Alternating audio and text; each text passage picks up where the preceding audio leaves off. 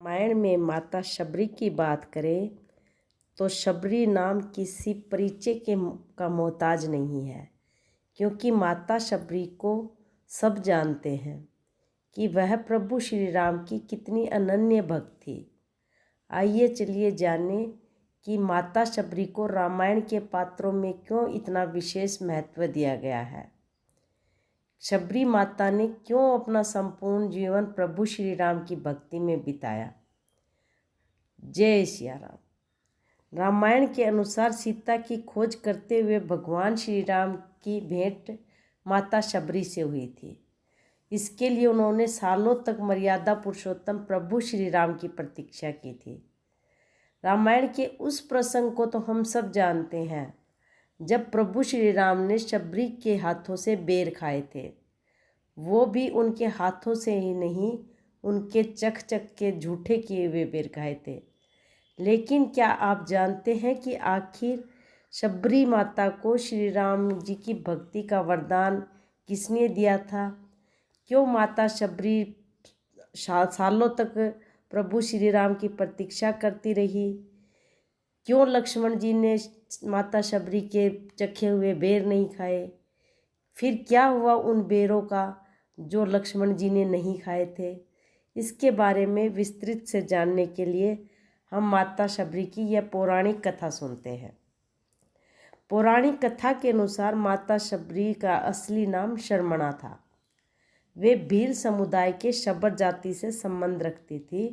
इसी कारण बाद में उनका नाम शबरी पड़ गया। माता शबरी के पिता भीलों के मुखिया थे। उन्होंने शबरी का विवाह भील कुमार से तय कर दिया। शादी से पहले कई भेड़ बकरियों को बलि के लिए लाया गया, क्योंकि विवाह में भेड़ बकरियों का मांस बरातियों को खिलाया जाता था, जिन्हें देखकर माता शबरी का मन विचलित हो उठा, क्योंकि उन्हें बेजुबान जानवरों से बेहद लगाव था।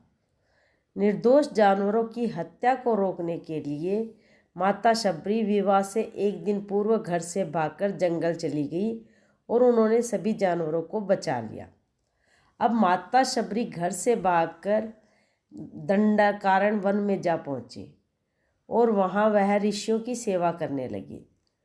माता शबरी भील जाति की होने के कारण ऋषि मुनि उन्हें अपने आश्रम के आसपास तो रहने नहीं देते थे, इसलिए वह प्रातः जल्दी उठकर और सबसे छिपकर एक पास में आश्रम बनाकर रहती और प्रातः उठकर ही जिस नदी में ऋषि मुनि स्नान करने जाते उस रास्ते को बुहार कर साफ कर देती। वहाँ से उस रास्ते के माता शबरी कांटे हटा देती और वहाँ बालू रेत बिछा देती, ताकि ऋषियों को कांटे न चुभे और वह आसानी से नदी में नहाकर आ सकें। इस दृश्य को एक बार मतंग मुनि ने देख लिया। मतंग मुनि माता शबरी की सेवा भावना देखकर अत्यंत प्रसन्न हुए। उन्होंने अपने आश्रम में माता शबरी को शरण दे दी। माता शबरी के प्रेम भाव को देखकर मतंग ऋषि उन्हें अपने विशेष चेलों या यूँ कहें कि अपने विशेष भक्तों में मानने लग गए। मतंग ऋषि ने माता शबरी को धर्म और शास्त्र का संपूर्ण ज्ञान दिया। मतंग ऋषि ने ही माता शबरी को प्रभु श्री राम की भक्ति करने को कहा। उन्होंने ही कहा कि वह प्रभु श्री राम की भक्ति करे। एक दिन जब ऋषि को लगा कि उनका अंतिम समय निकट है, तो उन्होंने माता शबरी से कहा कि वह उनकी मृत्यु के बाद इस आश्रम को ना छोड़े और यहीं पर ही वह प्रभु श्री राम की प्रतीक्षा करे। प्रभु श्री राम एक दिन उनसे मिलने अवश्य यहाँ आएंगे और उसके बाद उसे मोक्ष प्राप्त हो जाएगा। उसके बाद माता शबरी प्रतिदिन अपनी कुटिया के रास्ते में आने वाले पत्थरों और कांटों को हटाने लगी, ताकि प्रभु श्री राम के आगमन के लिए मार्ग सुलभ हो जाए। माता शबरी रोज प्रातः उठकर मार्ग को सुगम बनाती, वहाँ फूल बिछाती और रोज़ ताजे फल और बेर तोड़कर प्रभु श्री राम के लिए रखती। उनको यह इस प्रकार करते हुए बरसों बीत गए। सब माता शबरी की मूर्खता पर हंसते, लेकिन माता शबरी को पूर्ण विश्वास था कि एक दिन प्रभु श्री राम आएंगे और वह उनसे मिलेगी और उसे मोक्ष प्राप्त होगा। अब माता सीता का जब रावण हरण करके ले गया तो प्रभु श्री राम माता सीता की खोज करते करते शबरी की कुटिया में पहुँचे। माता शबरी प्रभु श्री राम और लक्ष्मण जी को देखकर भाव विभोर हो उठी और उनकी आंखों से आंसू बहने लगे। कहते हैं कि माता शबरी ने प्रभु श्री राम को स्वयं चख चख कर अपने झूठे मीठे बेर खिलाए थे, जिसे भगवान राम भी भक्ति के वश में होकर बड़े प्रेम से खाने लगे। लक्ष्मण जी ने उन बेरों को नहीं खाया।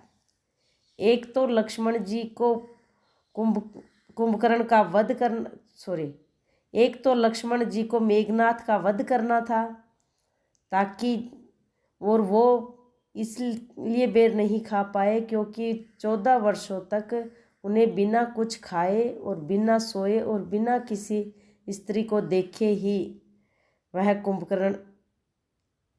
वह मेघनाथ की हत्या कर सकते थे।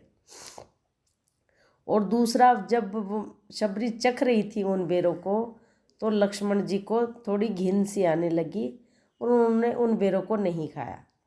अब वह बेर कालांतर में जाकर जो लक्ष्मण जी के संजीवनी बूटी बनी थी वह उन बेरों से ही बनी थी, ऐसा कहा जाता है, जिससे कि लक्ष्मण जी ठीक हुए थे। अब ये तो बाद की बातें हैं। अब माता शबरी के इस भक्ति प्रेम को देखकर प्रभु श्री राम ने उन्हें मोक्ष प्रदान किया और उन्हें ज्ञान की प्राप्ति कराई। माता शबरी ने ही प्रभु श्री राम जी को आगे का रास्ता बताया। उन्होंने बताया कि किस तरह वानर राज हनुमान जी उन्हें मिलेंगे और वो माता सीता को ढूंढने में उनकी सहायता करेंगे। जय सिया राम।